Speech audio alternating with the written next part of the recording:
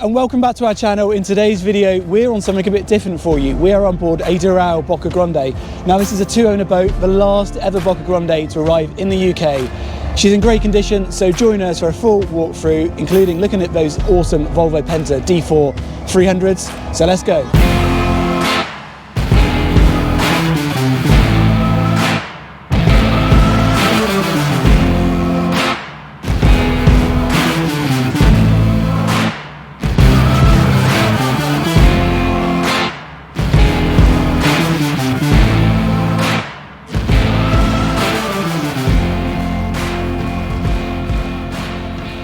Right, you've seen our intro. We're down here in our favourite spot just underneath the Imperial Hotel in Torquay, and I want to start by looking around the cockpit on board this Doral Boca Grande.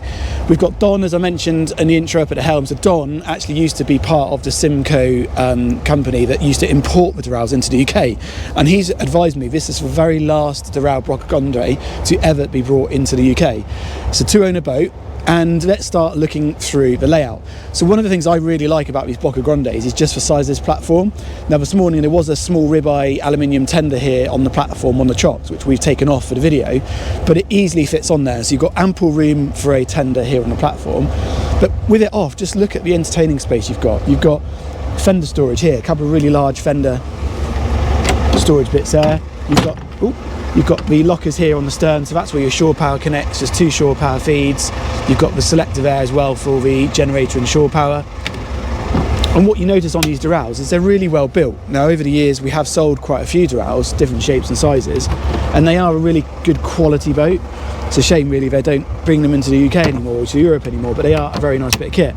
You've got some decent sized cleats here, both port and starboard. You can see all polished stainless and look good. And then access to the side decks. And that's what's quite interesting with these. Obviously a typical American boat, you don't have a side deck, so you access the foredeck through the central windscreen. But on this you've got both, so you've got side decks and you can still access through the forward screen.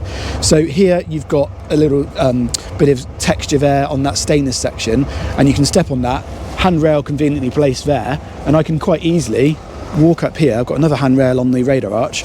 I can quite easily walk up on the bow. See how clean this boat is. It's been looked after by Don for the last few years via his company Crystal Marine, and she is very, very clean. You've got these lovely bow cushions here on the bow, which are split into 4 sections, very sensible, so they're easy to put away. Often the Americans do that. We say to the Europeans, why don't you make your bow cushions in smaller bits, because they're easy to put away. So you can see there you've got lovely sunbathing area. You've got a hatch there into the forward cabin. Keep watching that, because we're going to go down into the forward cabin very shortly, so keep watching that. Good non-slip as well up here, so you've got non-slip on all of these parts of the coach roof.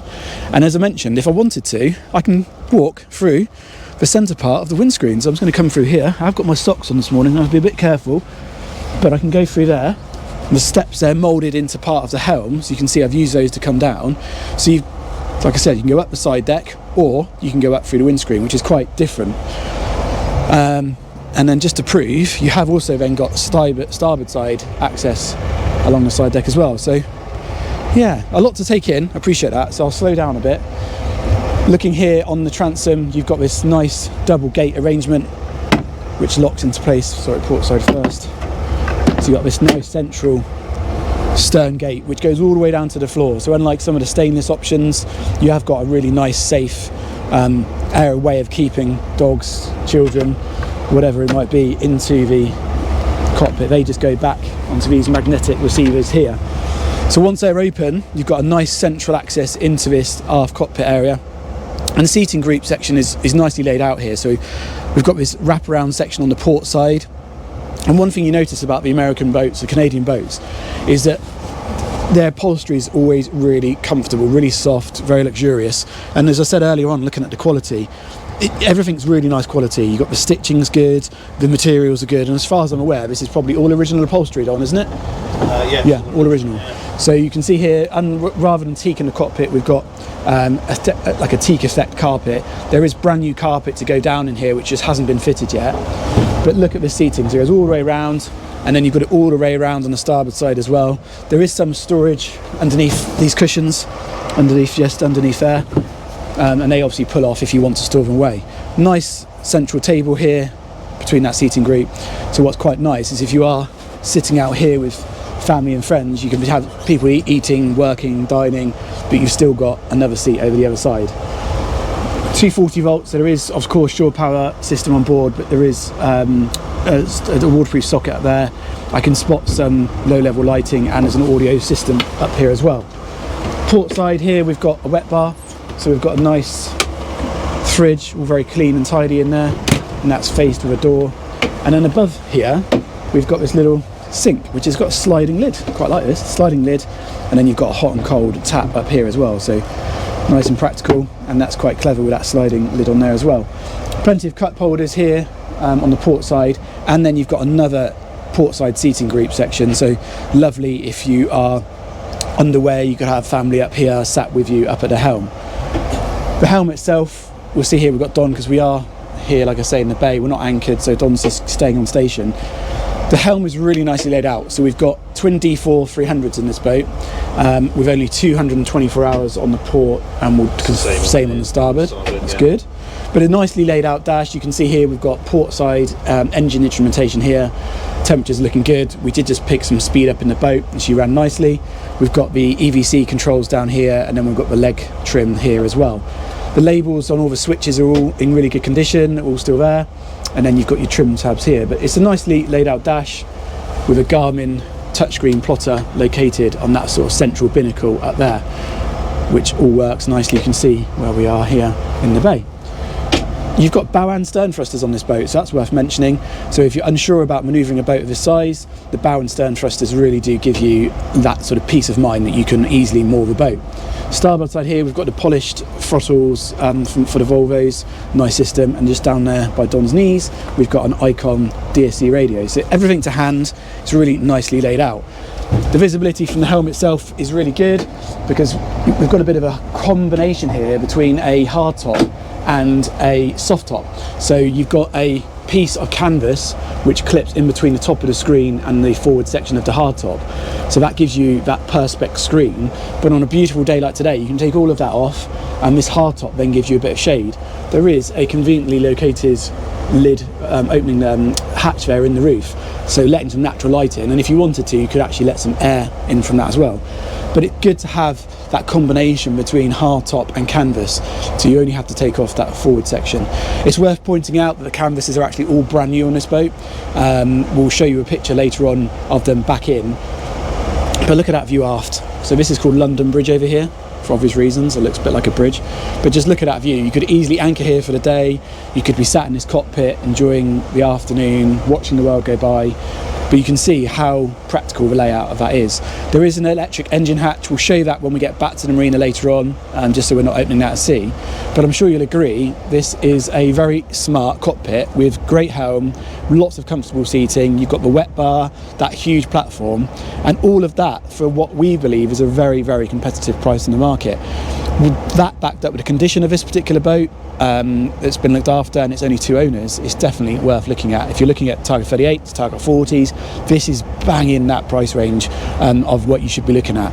So whilst we flick to a bit more drone footage, we're going to get the boat back in, and then we'll go and have a look at the cabin space. It's a perfect opportunity to go and subscribe. Most of our viewers aren't subscribed, looking at the stats, so don't forget, while you're here, please do hit that subscribe button. Follow us, like us, lots more content to come over the course of the summer. So let's go for a little whiz, and then we'll get back and we'll do the cabin space. We are now back in the marina, and before we go and look at the cabin space, let's have a look at the engines. So first thing I notice is how big the engine room is. With the electric engine hatch lifted, there is a hatch in the middle for doing daily checks, but with this huge hatch up, I can get right in here. The boat does have a generator, so you can see we've got a small little Jenny down here, giving you 240 volt power. But the engines here, as I said earlier on, are D4 300s, and they look in good condition. They've certainly ran nicely on today's photo shoot. No alarms, no overheating. The boat is quite weeded up at the moment, so she's due to be coming out of the water fairly soon, but she's still got onto the plane, no problem at all. You can see here we've got the pre-filters for the fuel, and then we've got wing tanks, so we've got port and starboard fuel tanks in here, but nicely laid out and really good to be able to get in here and work around the engines. So yeah, good space, and you could certainly get outboard, get a couple of bikes in here if you wanted to, paddle boards, that type of stuff, so useful to have this amount of space. So let's jump up now and go and have a look in the cabin space. as promised, let's go down and have a look in the accommodation space. So what you've got here, you've got a forward cabin, which we'll come to in a minute. You've got a nice saloon, and then we've got that aft area as well. This was one of the only Dorals to be made, certainly in the UK, with this upgraded wood finish. So you've got this really nice cherry gloss, which is in really nice condition, wrapping all the way around in the saloon here. As with that cockpit upholstery, everything feels really nice quality. So the leather here is very soft. It's in great condition. You can see this is original. Stitching's all very nice. Equipment wise, down here we've got the boat's main control panel. So if I just pop open these lockers here, you can see there you've got the main boat control panel, which is backlit or lit from above. So you can see there all the different systems on board. Now the boat does have a generator. So you've got a generator start stop down there, and you've also got the heater, the Webasto heating control. So there's lots of equipment on this boat. There really is. One thing you notice here in the saloon is the volume. So it's quite a clever layout. If I just come slightly further back here, you can see that you've got the seating on the starboard side, which is wrapping round, and it's sort of slightly offset.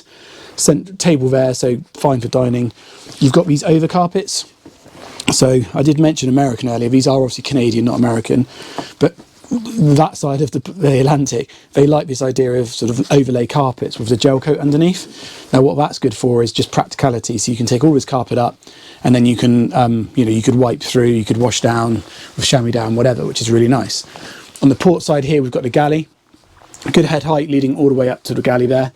You've got these top boxes here with plenty of storage in, just like so. And then if I just move my phone out of the way, underneath here we've got an electric hob. So the boat being a generator boat, you could obviously run that electric hob from the Jenny. Decent sized sink there. Again, very much across the Atlantic feature with the pull-out faucet. You've got a microwave here behind that sliding wooden door, so that tucks that away. So yeah, nicely done, nicely laid out, good head height, and a good sized fridge. So we've got this large lower section of the fridge there, and then we've got a separate freezer above. And that's all built in. Feels good quality, and it works really well. Just next to this here we've got the heads. So there's only one head on board, but if I walk into here, it's a good size. I can stand up all the way here to the actual loo itself. Got some lighting there, and then it's a wet room, so you've got this shower mounted up there on the side with a control unit here. But it's a nice size heads, like I say, good head height, lighting up there as well. I'll turn that one on. And then you've also got a mirror on the back of that door. We have seen this a couple of times. You might say, where's the aft cabin, Tom? Well, we've seen this a couple of times on American and cross-Atlantic boats, is this open arrangement for the aft section of the saloon. Now, at first sight, you might think, well, yeah, but there's no aft cabin.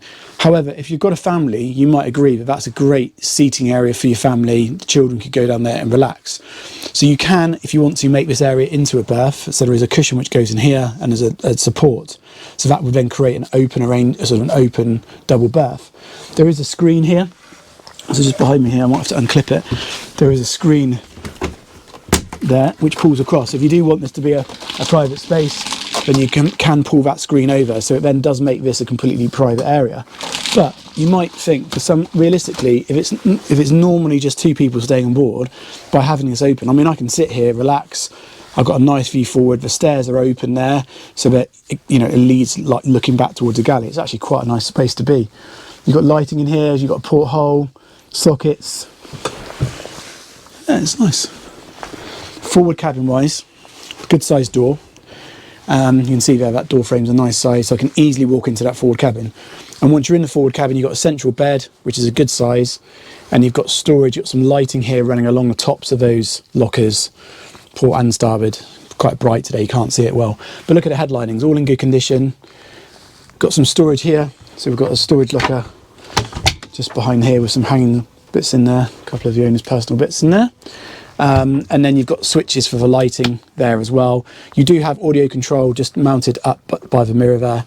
But it's a nice sized cabin with storage and a good sized bed there with some drawers underneath as well. So yeah, works well. Like I said, the boat does have Webasto heating, so you can heat all this area up if you're using the boat out of season. So hopefully that's been interesting. I think we'll head back up now to the cockpit, enjoy some of this beautiful sunshine, and we'll get this video wrapped up. So hopefully you've enjoyed yet another video on our channel. As I said earlier on, this is a great opportunity for somebody here in the UK to buy a really well looked after boat with lots of great features. So Full details will be on our website, link to that in the description below. The details have appeared during the video, so feel free to give us a call, drop us an email. Thank you for watching. Do subscribe, leave us a thumbs up and a comment below. Thank you for watching, and we'll see you again soon.